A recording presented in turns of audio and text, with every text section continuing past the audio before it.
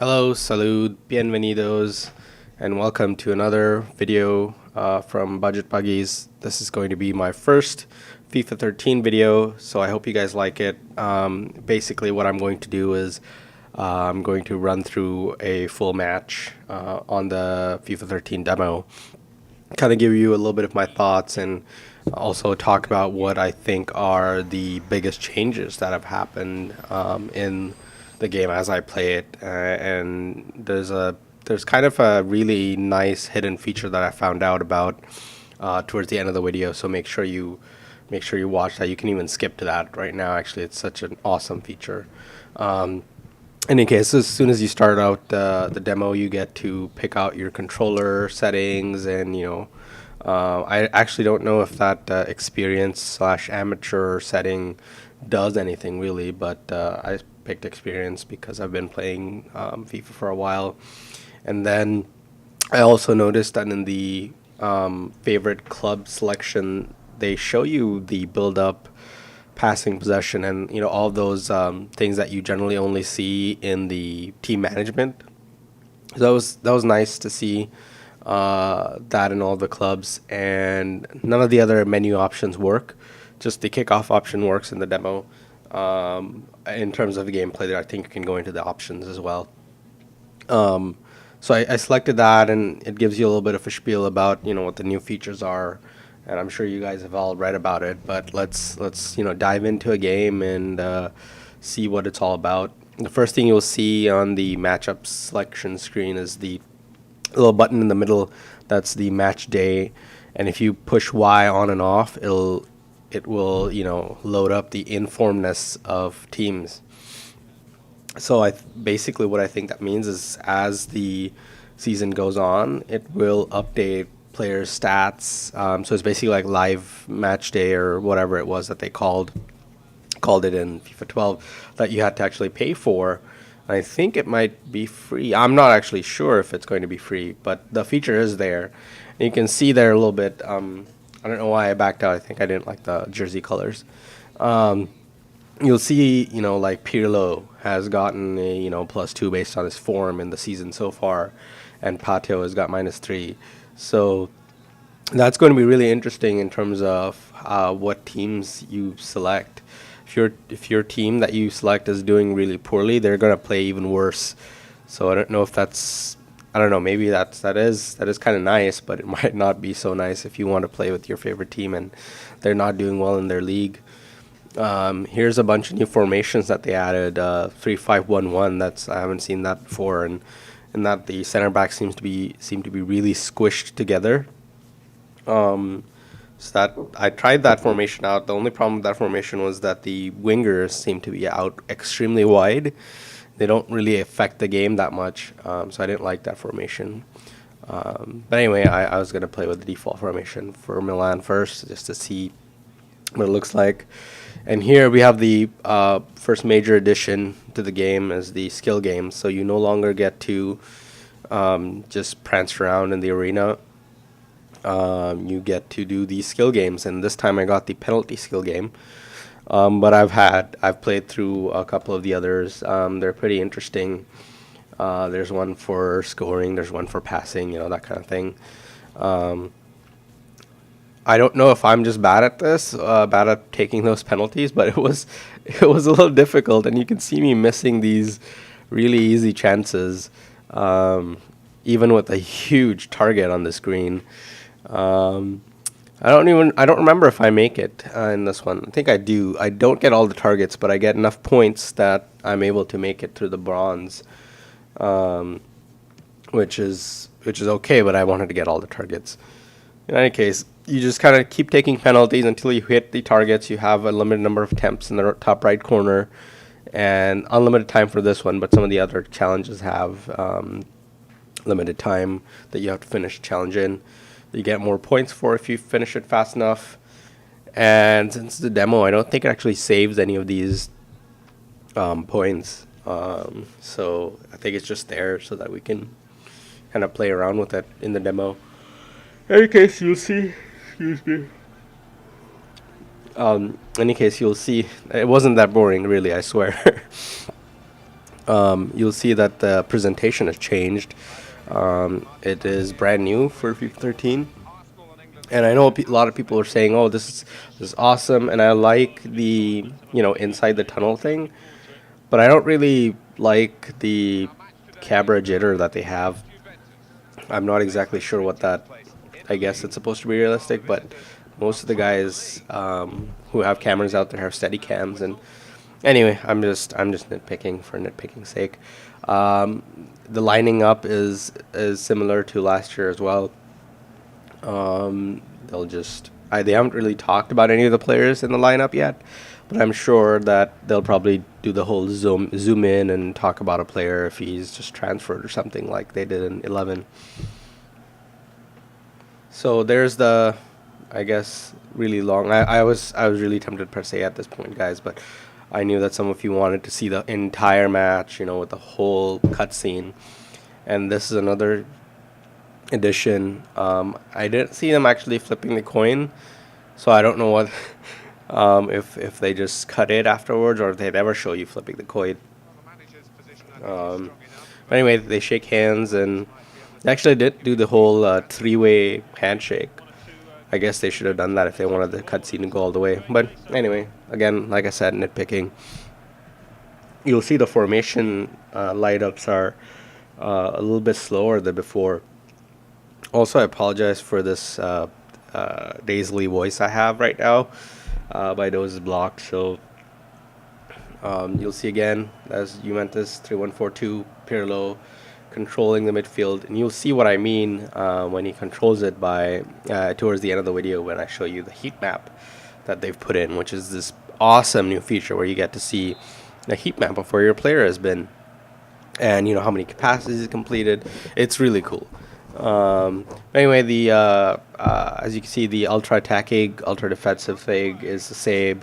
It's controlled the same way, and so is the possession slash counter attacking slash keep pressing. Oh, I was expecting them to make more runs, and they weren't really. But you see, he's making a run there without me having to press the bumper. So that was nice. I like that they're crowding the penalty area, and that was my first glance in this video at the first touch controls. The defender miscontrolled it at his first touch. He did clear right away, and that gave an opportunity for my attacker to just step in. And that's also a new animation, I believe. And they cut out my pass there. It seems like the AI is also benefiting from that. You can see that two players from Juventus actually made a run there. If you just rewind a little bit, and I think it's made the game much more attacking, and it's made the AI a bigger threat. You'll see my players kind of going into the complete dribble animation as soon as they come near another player. I apologize again. I'm recording this video extremely early in the morning because I couldn't sleep. That's why I'm yawning so much. You'll see I miss a finesse shot there. Boateng really should have got it on target. I don't know why he didn't. And you'll see small changes in the gameplay, and I'm just going to kind of shut up and let you guys listen to the commentary and go like blow my nose or something. So enjoy. Actually, you can join me when I come back right after halftime or right during halftime. So I'll see you guys then. Oh, it's a corner now for Juventus.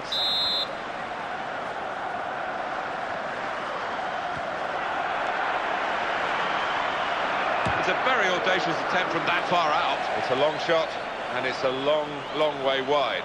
Collective groan from everybody there. What a poor decision. Abate. Boateng.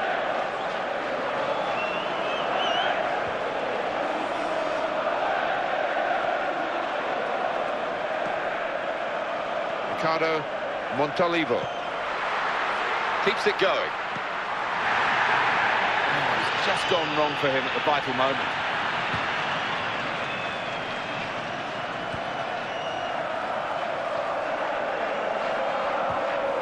That's a good pass.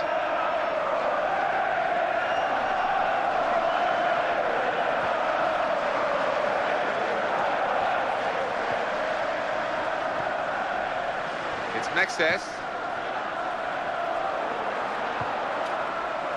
Abate.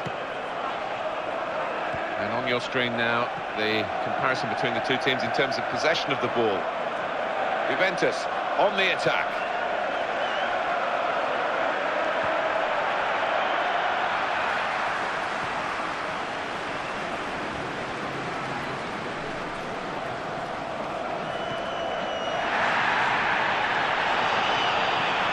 Good pass.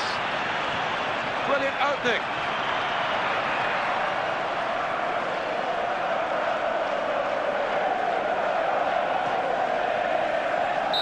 Well, we're halfway through, and we haven't yet got a goal to bring to you. 0-0 at half-time. Been a very good watch this first half. So close on the scoreline, but also both teams are really striving to get goals. Yeah, and if it carries on like this in the second half, I think we will see some goals. The question is who can be the more clinical.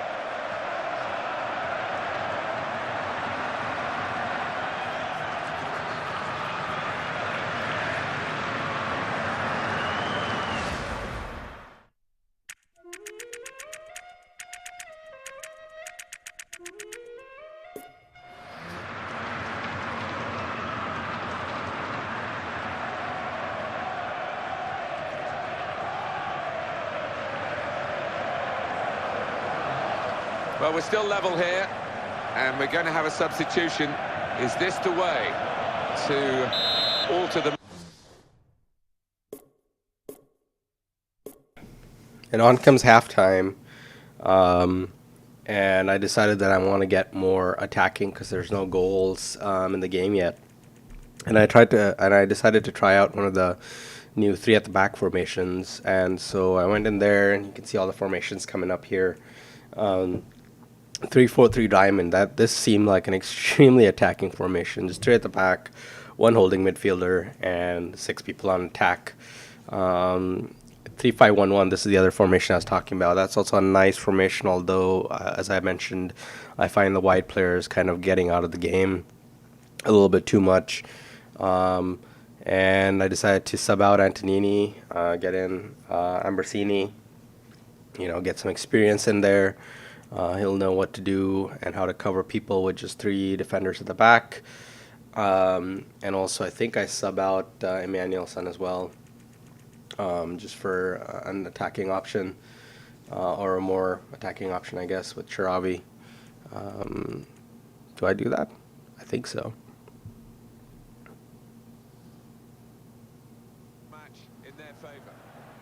I guess not. So it's just the midfielder then. Maybe I do 2 substitutions later on. I just remembered. Again, I'm trying to make sure it's ultra attacking. I want to get as many people forward as I can, and I was actually disappointed eventually in this formation. Didn't really help me win the ball back because not a lot of the players were pressing in midfield, and so what it just ended up being was a lot of players up front, but nobody actually trying to win the ball. And so on first glance, I wouldn't recommend it, but I'm sure there's, you can see that people are just static, except for that run there from Pato, and I was kind of disappointed. And with 3 at the back, the biggest problem that you have is when you have somebody making overlapping runs like that, they're completely free because there's no fullback to track their run. So that's something you have to keep it by to kind of make sure that you're aware of. Also, it's a very narrow formation, the 3-4-3 diamond, so you don't get narrow in the sense that the fullbacks aren't even close. There's no wing backs really. They're all just wingers. So you have to be careful, and they're just Pato working very hard up front, trying to get the ball back. And Juventus just playing with me, playing with my team.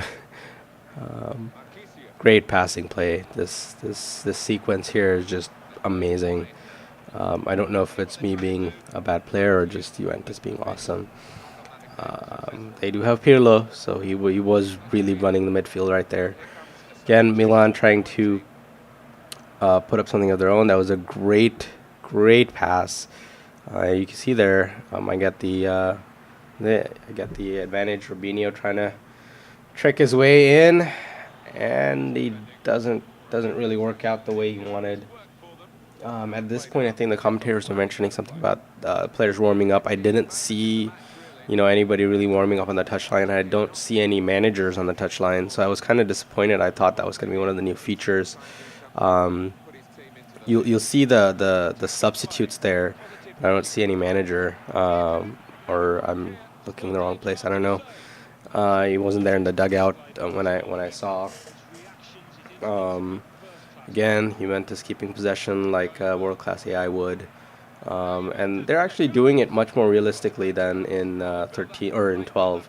Um, I think first touch control has really changed the game for the better. It's made it more realistic. I think the game should have been a little bit slower, but that's okay, I guess. And I sub out Pato. He's been running out a lot, and I sub out Emmanuelson as well. Just to get it fresh, and then do I change formation? I don't remember. Let's see if I do. I think I end up matching Juventus's 3-1-4-2 formation, I think.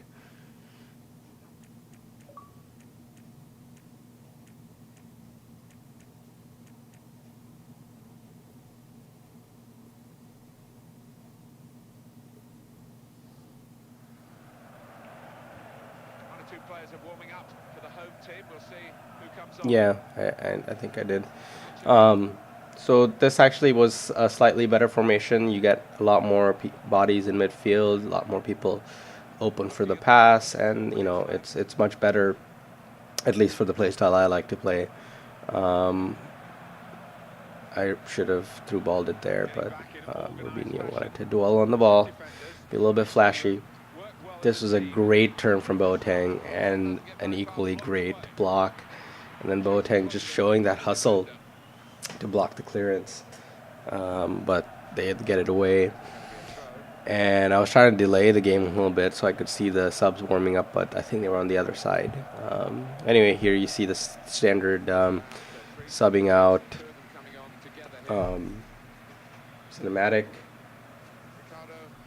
And as you can see, there's more bodies in midfield. I really like this formation compared to the 3-4-3 diamond.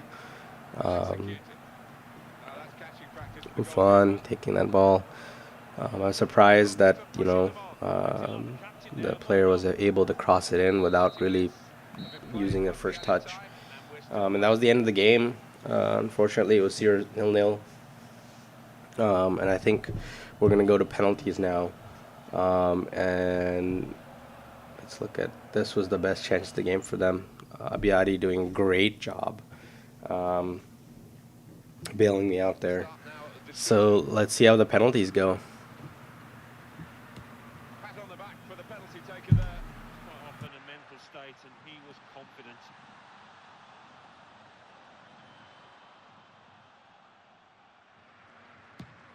Splendid goal here.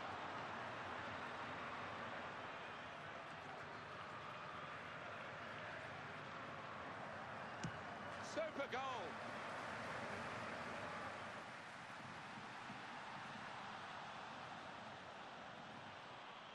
Keeper threatening to dive, but he stood up and the ball into his hand.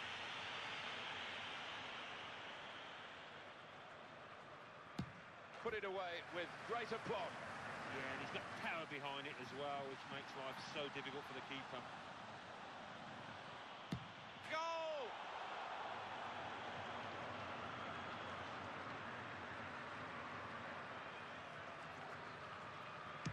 And he scores.